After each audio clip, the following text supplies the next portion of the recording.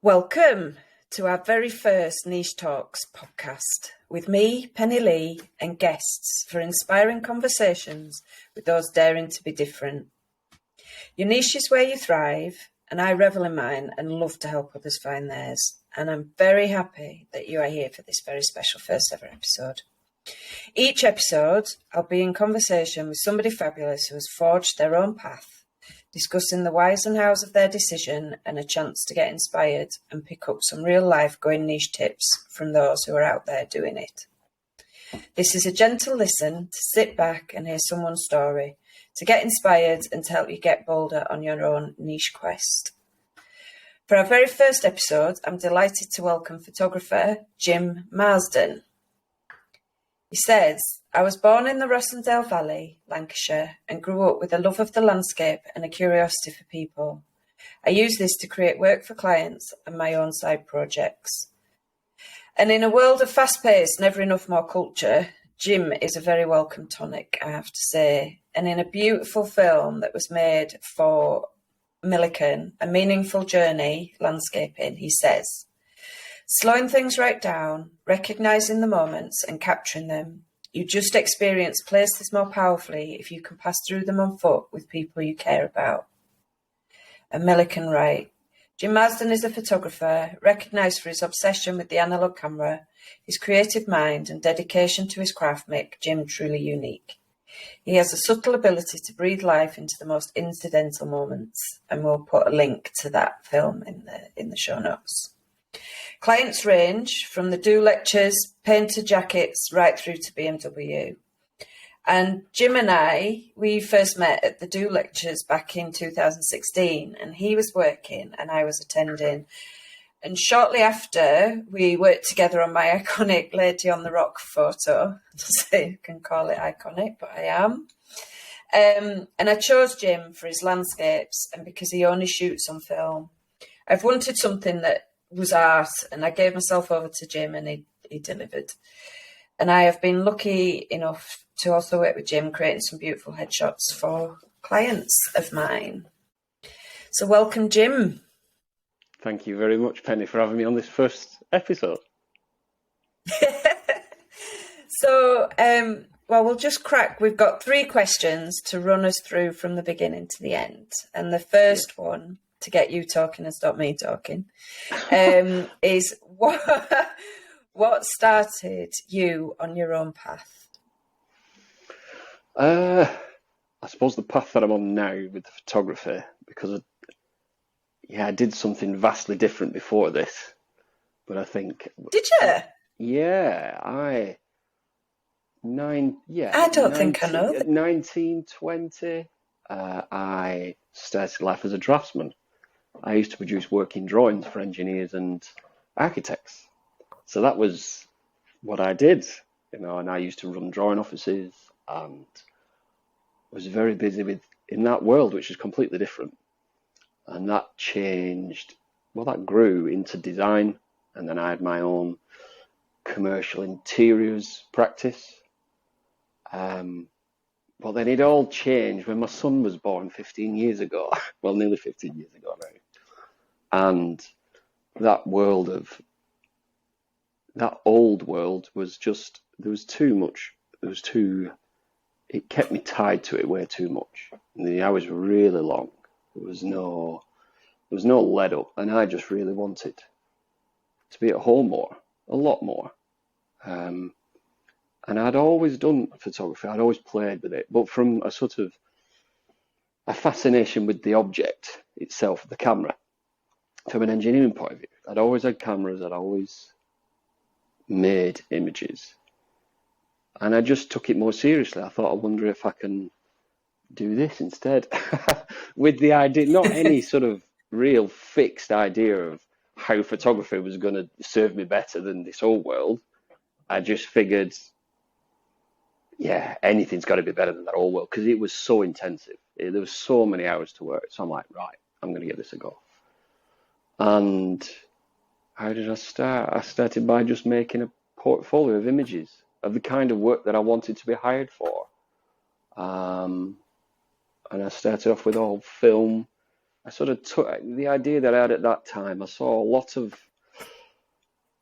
film shooting wasn't the same then as it was now. I suppose it was still knocking around, but it tended to exist more in like the wedding world. You know, there was still a lot of film being shot in that kind of thing. And I'm like, well, I like the kind of images, and all the photographers that I adored, the images were all made with film and they had something about them. And I'm like, well, what if I can do commercial photography, but with film?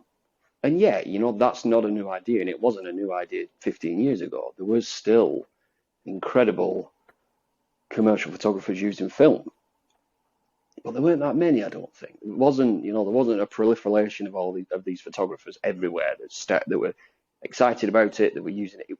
Different landscape then, I think. Probably more excited about the new technology. Yeah, this is it, you know. New digital cameras coming out, like one after the other, which just really put me off. I tried digital for a while, and I was like, it just annoyed me. Everything about it just didn't sit, you know. Number one, seeing the images straight away, I don't know, it just doesn't sit with me. It just doesn't.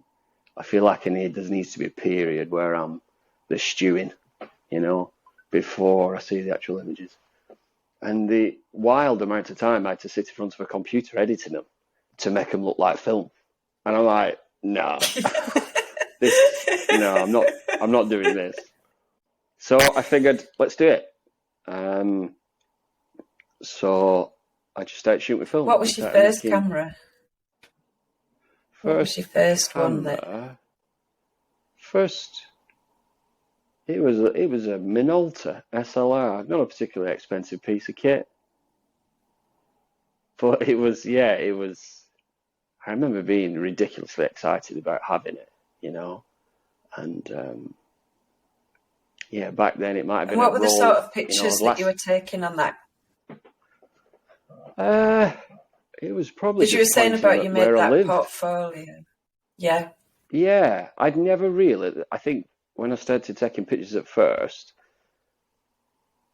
I never made the leap in my head that I could take pictures of people. I don't know why. It just didn't.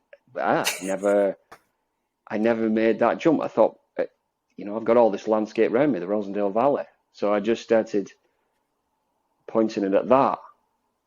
But then I think it just got to, I can't remember the point, but it just got, I'd take some pictures and they'd have some people in them, whether they were just, in the landscape. They weren't particularly of people, but they had people in them. And I just started getting a lot more excited about images with people in them. So I'm like, I need to start pointing at people, see how I feel about it. And as soon as I did, that was it. That was absolutely it. I just got so excited about it. And to make the sort of portfolio that I felt I needed for the kind of images that I wanted to make, I ended up meeting a guy. Sounds really random. I ended up meeting a guy at a wedding reception. And don't say this right, I saw him and I thought, you know what, he's a good looking dude. I wonder if he'd let me take some photographs of him. And I know I was like really ropey that sounds. But I thought, well, if you don't get. How did you approach him? Was it? What was your chat up line for that? It does sound like I needed a chat up line, doesn't it? I mean, it just sounds a bit gubby, doesn't it? But I ended up, well, this was when I had Facebook. I mean, that was how long, it was a long time ago.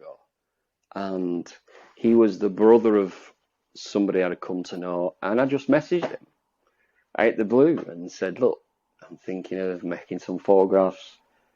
I'd love you to be in them. Do you fancy it? And he came back and said, yeah, when we're doing it. I'm like, amazing. So that really just kicked me off. So we started doing that a lot. And I just started like trying to, I'd go and shoot. I'd get the images back. I'd get the film back. I'd have a look at it and go, what do I like? What don't I like? All the time trying to build up a body of reference in me of photographers that I did like, or the kind of images that I liked, and sort of trying to emulate them. So you could put all that in. And who were some of those photographers? What's some? It was a lot of Americans. It wasn't any British, to be honest. It was the big Americans. It was the Bruce Weber and the Richard Avedon and Irving Penn and I love Richard Corbijn. These kind of people that were making incredible images. Most of them, the ones that I liked, in black and white. And I just looked, and I was so excited looking at them constantly. Flipping, I go, I want to make images like this. So that was the start. And we just kept taking images. When you move from landscape to people, is there like a crossover as well? Sorry, my dog might stop barking in a minute. It's all right. This is the doing it from home. So putting the people in the landscape more, or did you really enjoy stepping away totally from that?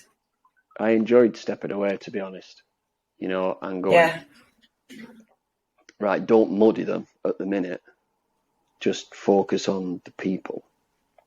And I figured, the landscape thing might come in later, either strong or just as a subtle, image in images. But I figured, don't try and shoehorn it in, just focus on people. And it was just a case of building up a portfolio until I got quite a bit, and I thought, now I need to just start approaching people. I get it and knock on people's doors and say, can I do this for you? The old school way. And I think as well, this is part of that when we're talking about with the forging your own path. It's both the making your own style, but also thinking about who you want to be working for. And I think we forget that you can directly approach those people or it's the way have them in mind rather than just sort of laying out your stall and saying photos for anyone. Yeah, exactly. Photos for anyone. It's like if you know people who you'd want to be working with and going directly to them, and some might say no, but if some say yes, I think also, I don't know if that worked for you, Jim, but that you then get more of that. So great advice bit that I got years ago about do what you want to do more of. Yeah. So if you start off with go high, go with the people that you really want to be working with and doing and crafting that into your work and seeing where that goes. Yeah. Is that something that worked for you? Oh, definitely. And it didn't feel alien to do that because it's something I'd always done when I did the design, the interiors. I was always ringing people up saying, can I come and see you? Can we have a brew? Can we have a chat? This is your love of analogue. Oh, man. It's like the love of analogue from both the film photography, but the old school connection. Like, just ring up. An email or a text is not the same as meeting up with somebody in a cafe, having a brew, seeing each other. Even a phone call. In my eyes, a phone call is way more valuable than the other. That's the way I used to do it, and that's the way I just continue doing it. But that's what I love as well, that it's all the way through what you do. So like when you're saying about niche, it's both like in the work itself, it's in the approach, it's who you're doing it for. It's just like this analogue craft and this love of taking things a bit slower and that humanness without sounding cheesy in everything, like both from capturing, like the Richard Avedon shots. I remember going to a show of his and the big portraits when they're printed out like mega size and you look into those faces. They're amazing, aren't they?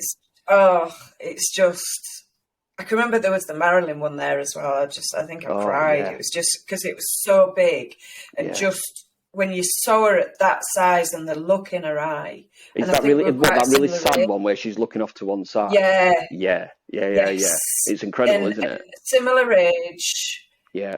I was probably at a time in my life where I'd had a bit enough of certain things, and I'd never had a photograph make me cry before, but just how much was in that photo, and there was nothing. Yeah. It was like a white background. I think it's that dress that Kim wore.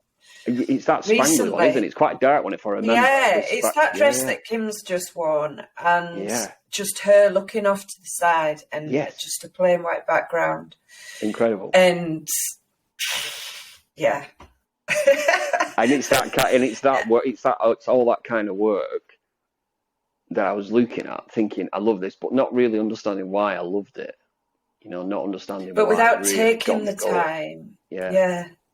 But without taking that time and not like looking for the new, this what's saying about not the more, like just taking a moment, and it's the people and things you care about, capturing those moments and really being present.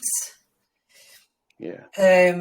And I think that's the richness that comes through for me. I think, you've like made a decision, but maybe it's not even a decision for you. I think it's just how you are. And then just living really true to that. And we both know that can be tough in itself with all the distractions, and sometimes just staying true and on that path can, not be as easy as it seems, but worth it. Oh, very worth it. Yeah. Because I would say to that, so if we have the second question then of what does niche mean to you, and how would you describe yours? It's not something I'd ever thought that I had one. It wasn't something that I thought about, going in to do this. I always thought that I wanted to do something that was slightly different, and to do it in a way that made me really happy, and with a process that just felt right, and it quite abstract points, but it just made sense. So I suppose the niche at the time was the film thing. It's become way less of a niche now. In a good way. A lot of people are, do you think, getting into it. Yeah, I think there's a lot of people getting into it. I don't know if there's a lot of people's trying to shift it into the commercial world. I think there is. I think there's a lot of people that are trying it. But I think my job now is just to keep trying to shoot film for clients that might not necessarily have thought that, or allowed it. Allowed it might not be the right word, but I suppose I ask a lot of trust from clients, because clients are used to seeing the back of a screen. They're used to, as their shots are taken, no, that's wrong. Yeah, that's right. And I'm like, you can't see any of that with my kit. You cannot see any images sometimes for like a week. So I do have that's the magic of them, but it is a lot of trust on high budget shoots. It's a lot of trust. And I understand that doesn't work for some kinds of clients who are used to plugging a camera into a laptop, and there's an enormous team. It's like bang, bang, bang. It's like feels like you're a camera operator rather than. But it's where the magic is. And I just think, I get so much out of approaching a client and explaining, well, give me the trust, and I promise you, I'm the one that wants this to fail the absolute least. And I think there's a different level of chat going into making the images. There's just a different communication, and the shoots are different because we're not all stopping and looking on the back of screens. There's a nicer flow, and there's a lot more conversation.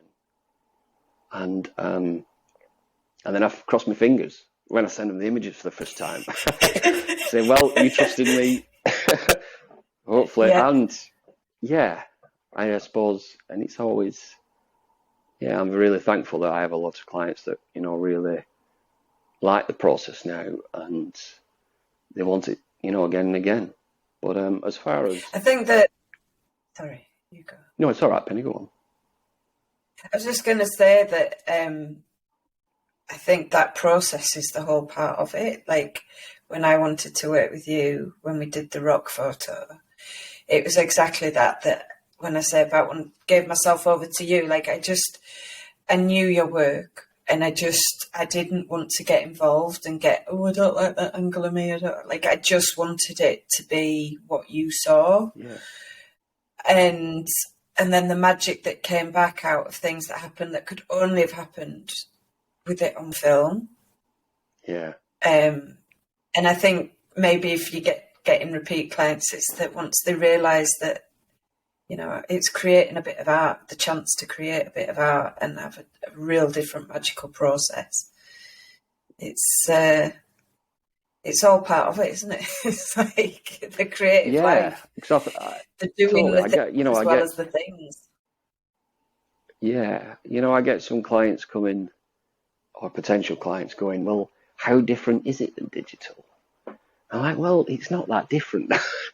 Somebody could, get a digital file and faff around and whack filters on it. But it's the process that's the gold, that we're all not checking a camera. We're all just engaged in making photographs and setting up the conditions for us all to be in the right headspace. And the moments that makes. In the moment to make photographs without worrying. You almost think, you're not checking in it. You don't need to check. Just let it go, and just think about being in that time and that moment. And then when the images come back, you go, oh yeah, that's why, because we weren't all fretting about the back of a camera and checking it and going, do that again, do that again, do that again. It's like, no, just let go, it'll work. Trust me, And it always does.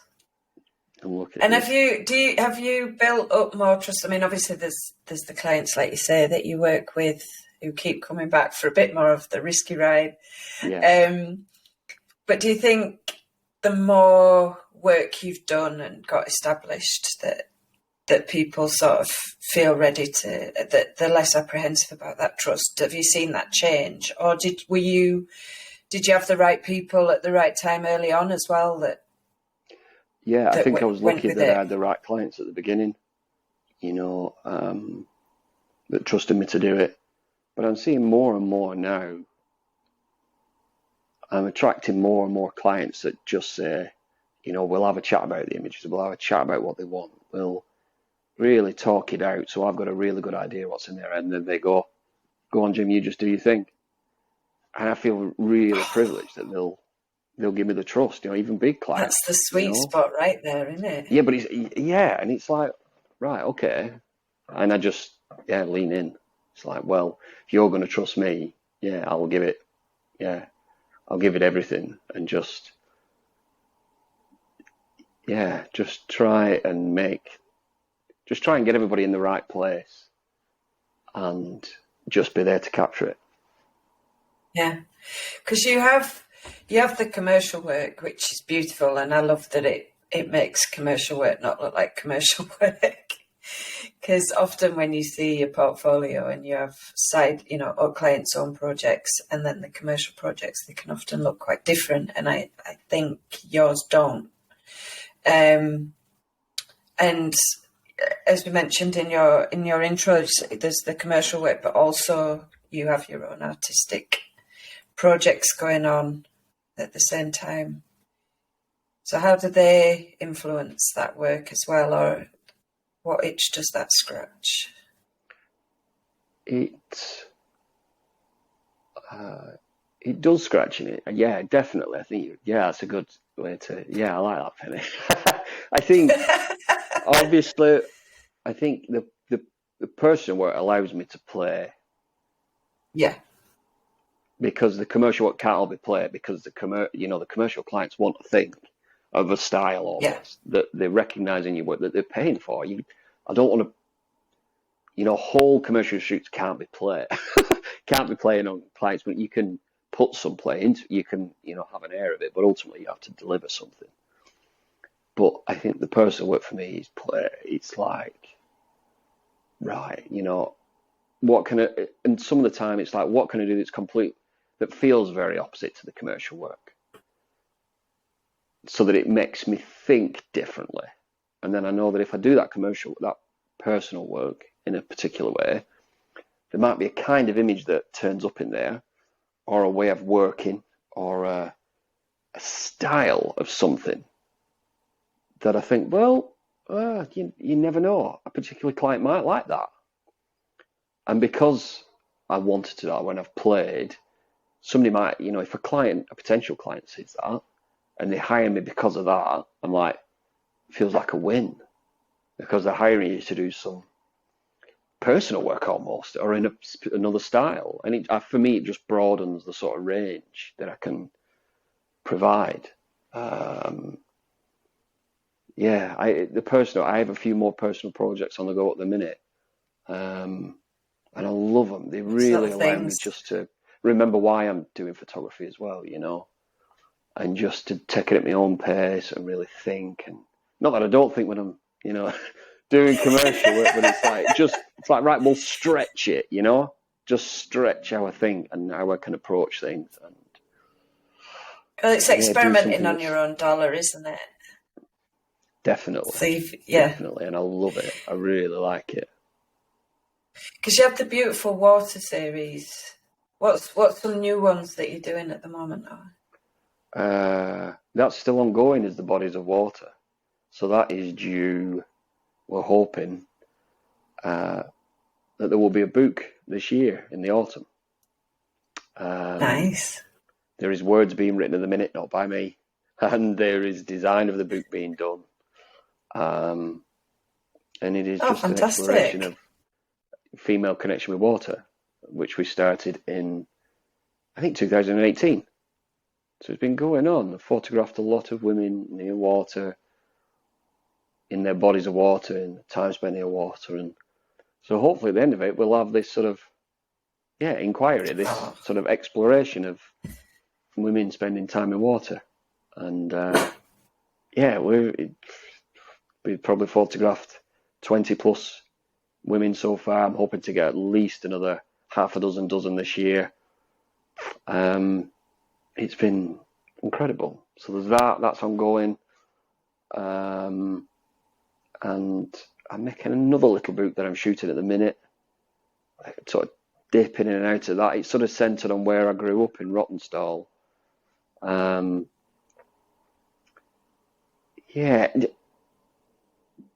to look at where I grew up, because I've left, where I grew up 20 odd years ago when I got married. And I think when I was in it, you can't see the wood for the trees. I could never sort of appreciate what I had there.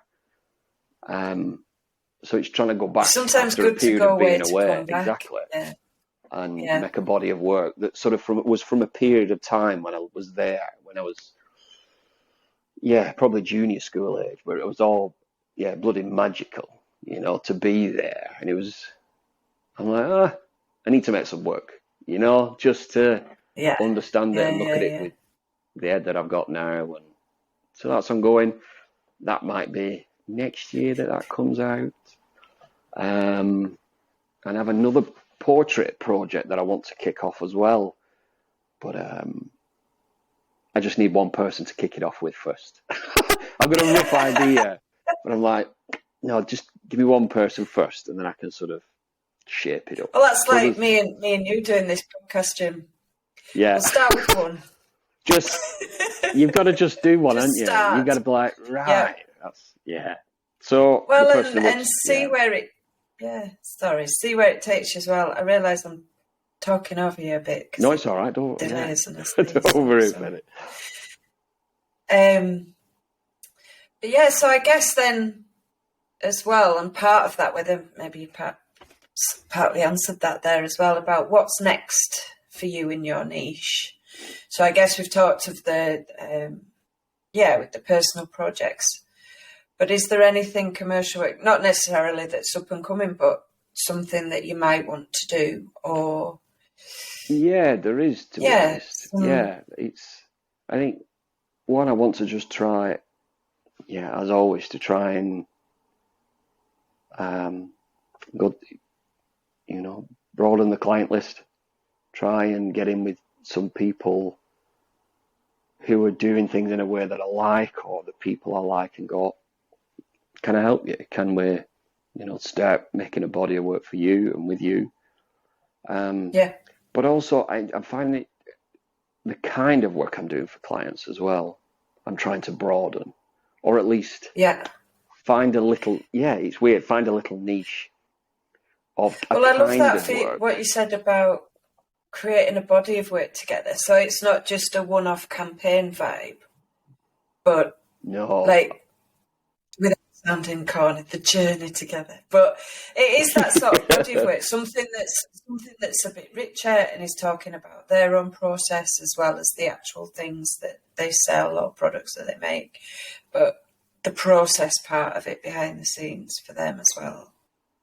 Definitely. So I think it's a beautiful way to document things. You often see it with, like, I love a life story and a documentary, but you'll be watching, like, I don't know, there was one on Oasis, and then you'll have one of Mick Jagger. It's like they constantly had photographers around.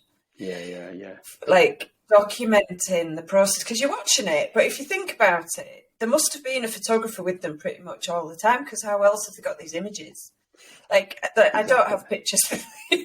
Yeah. If we're going to do a little documentary about me, there's not like, oh yeah, here's me in my kitchen. Like, apart from like with the iPhone, but it's these properly captured, beautiful shots, and I think that's what's lovely about with your work, that it is this, and it's what, when I met you at the Do, you were doing the documenting of there, and it's documenting these moments and being so present in a place and so connected with the people, and that you almost forget the camera's there because you're not checking the back of it every 5 minutes. It almost just becomes a part of the moments. Yeah, and I think it's just such a lovely thing to be able to do with and for people.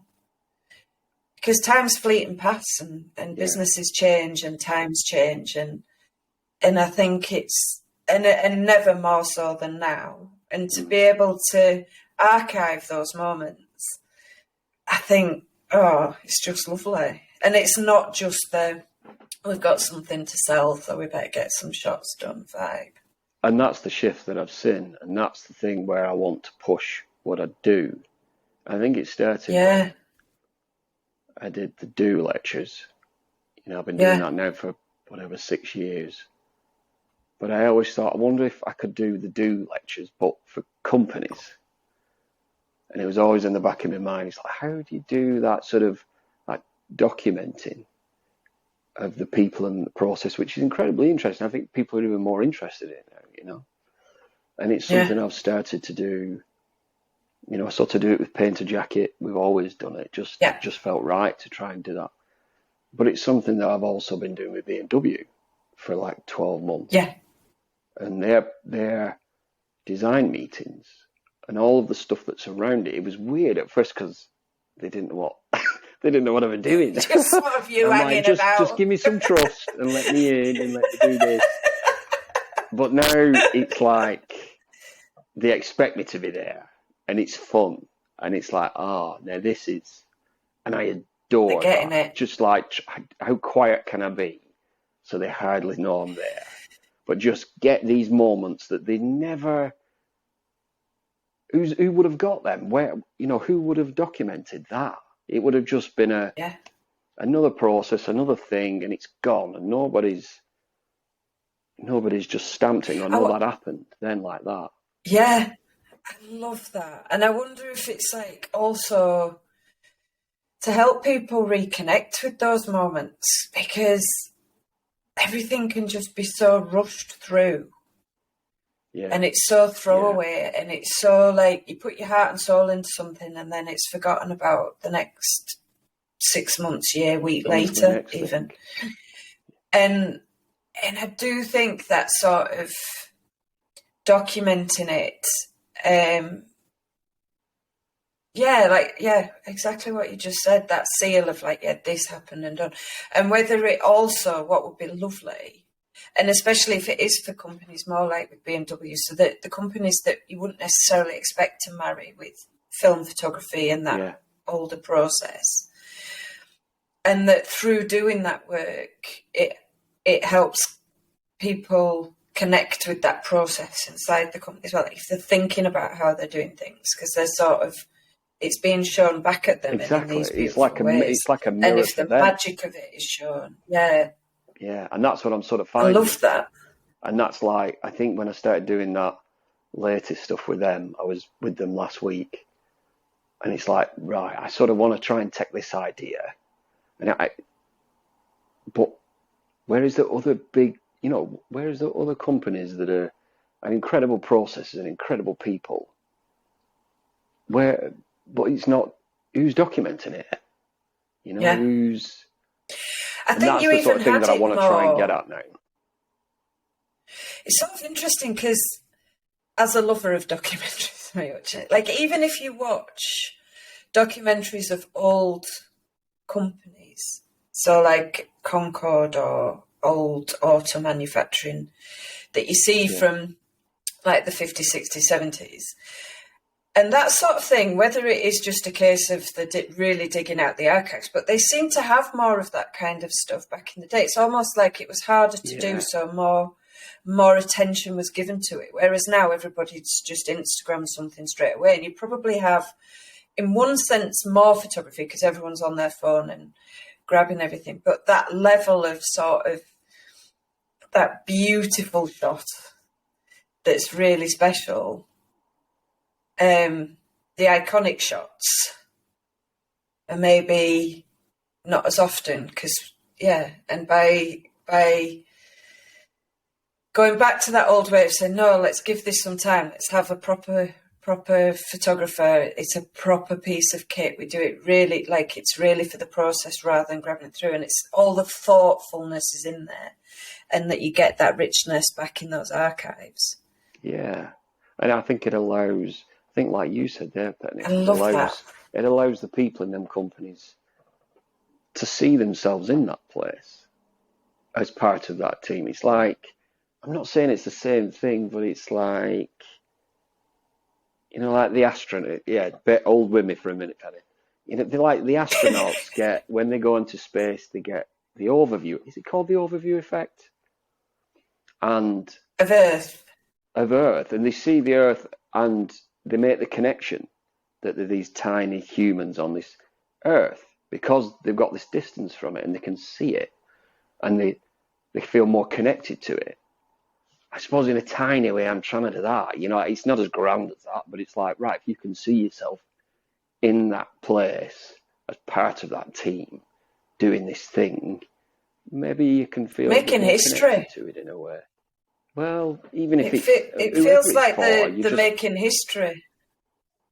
Yeah, it makes it feel like they can be more connected to it or part of it all in a different way. So that's the kind of thing that I'm trying to think about a lot and trying to think about. I love that. Who else I could do that for, alongside, all the other kind of commercial photography that I do. But I just don't think there's a lot of people doing that thing, is documenting companies. No, I wonder if it's something that's got over a long period. Bit more in. Yeah. Maybe. I love that. Well, if you know anybody, Penny. Nice.